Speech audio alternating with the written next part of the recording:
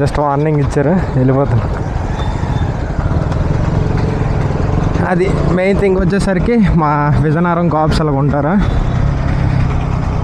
So ఎవరినో తప్పు పట్టే బదులు మన తప్పు ఏమున్నదో చూసుకోవాలి కదా.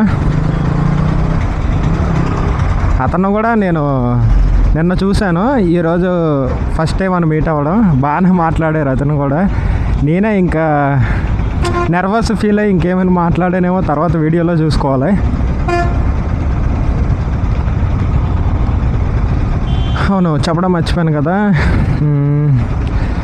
Hi hello, welcome back to my YouTube channel Boy86. మనం చాలా రోజుల తర్వాత మళ్ళీ వీడియో తీయడానికి వచ్చాం.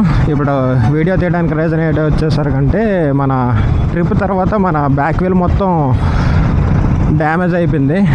డ్యామేజ్ అంటే ఇంకా వాన్ అవుట్ అయిపోయింది. అది కూడా ఎందుకంటే నాకు ఇది స్పాన్సర్ చేసిన వీల్ అనమాట. మదన్ వాసిరెడ్డి నా బ్రో స్పాన్సర్ చేశారు లాస్ట్ టైము. ఎండగా ఏం అనిపించట్లేదు కానీ హ్యూమిడిటీ అయితే చాలా ఎక్కువ ఉన్నది.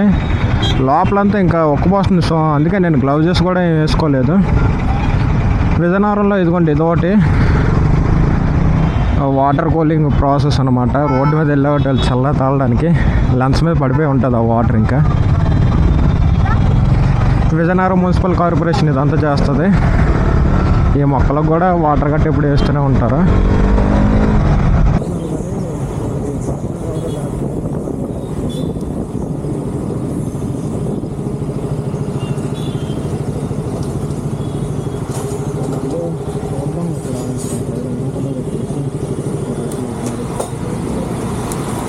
కూడా మదన్లో మనం స్పాన్సర్ చేస్తామండి. ఇదే టైర్ అనమాట. నెక్స్ట్ ఇది కూడా 190 సైజు, 190/50/ZR17. ఇది చాలా తక్కువ.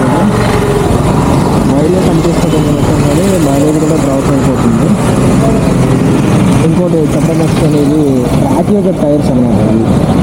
సో ట్రాక్ యొక్క టైర్స్ ఎప్పుడైనా వేసుకునేటప్పుడు సాఫ్ట్ రబ్బర్ వస్తుంది కాబట్టి మధ్యలోనే మ్యాక్సిమం అడిపోద్ది. నార్మల్ యూజ్ చేయడానికి సరిపోద్ది కానీ ఇంకా దూరంగా వెళ్ళడానికి సరిపోద్ది.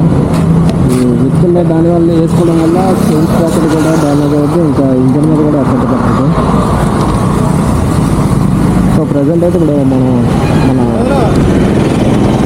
స్టాక్ టైరే వేస్తున్నాం. ఇంకా 150 ఇది ఎంఆర్ఎఫ్ 150/60 or 70. ఇది స్టాక్ వస్తుంది.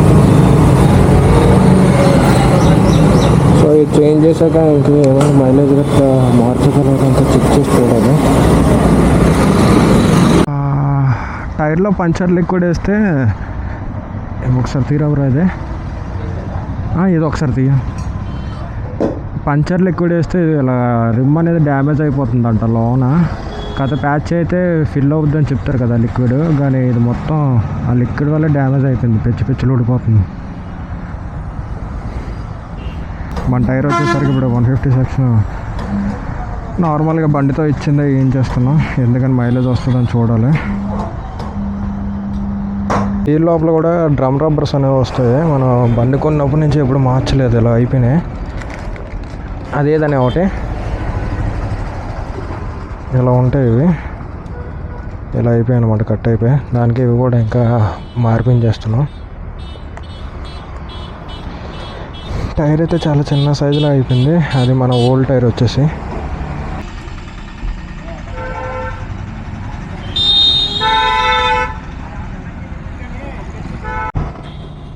సోమనాథ్ టైర్స్ ఇక్కడ వేయించాం అనమాట.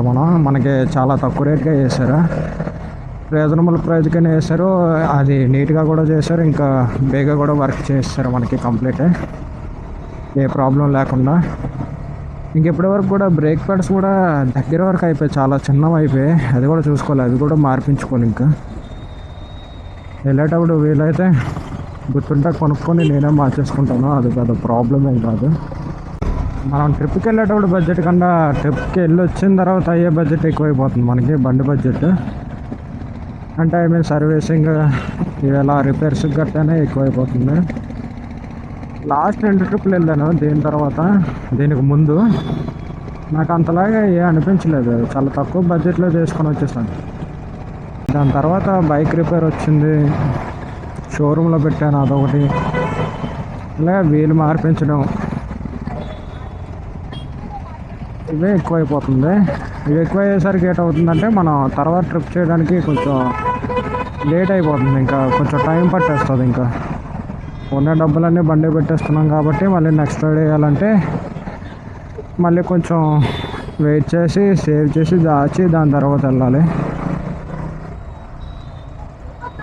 అంతే తప్పించి దానికి మించి మనకి ఇంకే ప్రాబ్లమ్స్ కూడా లేదు. ఇంకా మెయిన్ నోట్ వచ్చేసి ఎవరైనా కొత్త బ్రేక్స్ కానీ కొత్త టైర్స్ కానీ వేసుకునే వాళ్ళు ఉంటే వెంటనే ఫాస్ట్గా వెళ్ళిపోకూడదు ఎప్పుడు. అది సమ్ ఆఫ్ టైం మనం కొంచెం రన్ అయ్యేదాకా అది అరుగుదల వస్తుంది. అరుగుదల వచ్చిన తర్వాతే దానికి గ్రిప్ వస్తుంది, టైర్కైనా బ్రేక్ ప్యాడ్స్కైనా దేనికైనా అంతే. సో కొత్త టైర్ కదా ఫాస్ట్గా వెళ్ళిపోదాం అంటే అది ఆగదు. దానికి వచ్చే షైనింగ్ ఆయిల్ లాంటిది వస్తుంది కదా, దానివల్ల గ్రిప్ అనేది ఉండదు. ఎప్పుడైతే వీల్ రొటేట్ అయ్యి హీట్ అవుద్దో అప్పుడు గ్రిప్ అనేది దానికి జనరేట్ అవుద్ది. ఎవరైనా నా వీడియోస్ ఇంకా చూసుండకపోతే ఒకసారి చూడండి. ఐ హోప్ నా వీడియోస్ మీకు నచ్చాయి అనుకుంటున్నా. ఇలాగా మీరు నన్ను సపోర్ట్ చేసి సబ్స్క్రైబ్ కూడా చేసుకోండి. ఇందాక మనం పోలీస్ అన్న మీట్ అయ్యాం కదా, అతను అక్కడే ఉన్నారు.